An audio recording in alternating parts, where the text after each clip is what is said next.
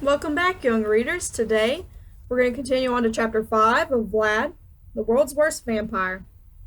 As Minxie pulled Vlad toward the school building, a bell rang.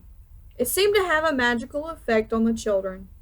They stopped talking and shouting and playing and ran to the front steps, where they arranged themselves in two lines. The smallest children were in a line at one end of the playground, and the tallest at the other. Vlad wondered how on earth they knew which way to go. Luckily for him, he had Minxie to guide him. "Stand behind me and do exactly what I do," she said, before snapping her head to face the front, as a tall lady dressed entirely in purple appeared on the steps. The lady had an enormous pair of spectacles balanced on her nose, but she didn't seem to know how to use them. One minute she was peering through them. The next minute she had taken them off and was looking around without them. She squinted at the children standing in their lines and began walking up and down. When she got to Vlad, she stopped short and her face crinkled into a puzzled expression. "Oh dear," she said. "Someone has their days muddled up, don't they? Dressing up as our favorite book character is next week," she added. "Although you are a very convincing vampire, well done." "It's a good costume, isn't it?" Minxie agreed. Vlad gulped. He looked around, but there was no way he could escape now. Surrounded by all these children, there wasn't even any room to get his skateboard on the ground for a quick getaway.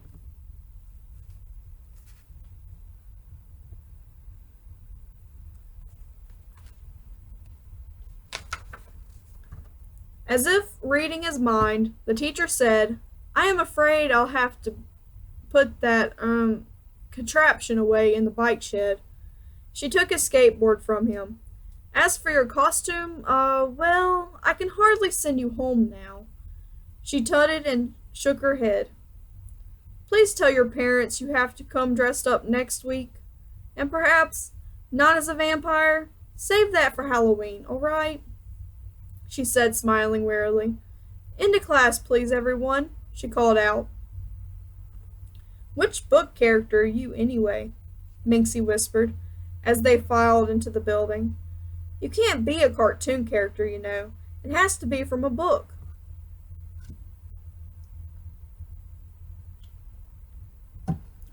Vlad decided the only way he was going to get through the day was to try to act the part. He copied the way Minxie spoke to him, rolling his eyes.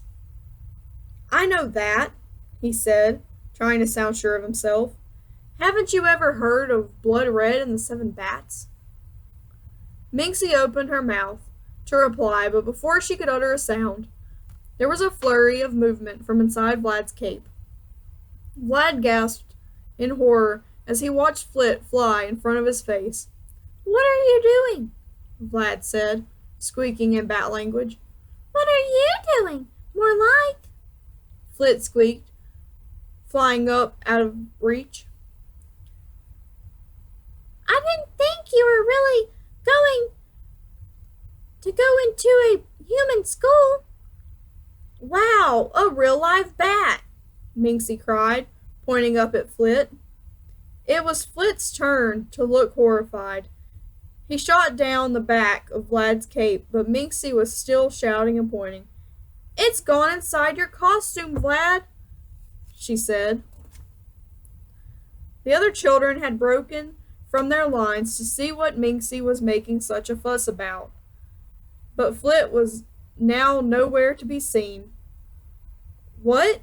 Vlad said. "No, there's nothing in my cape, only me." He pretended to be confident, even though his tummy felt as though a whole belfry of bats was wheezing around inside it. The other children laughed.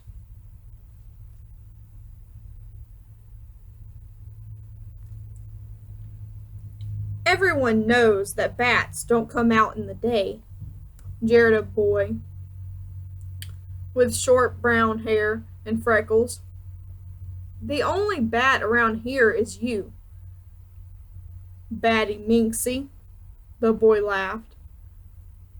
Completely bats you are.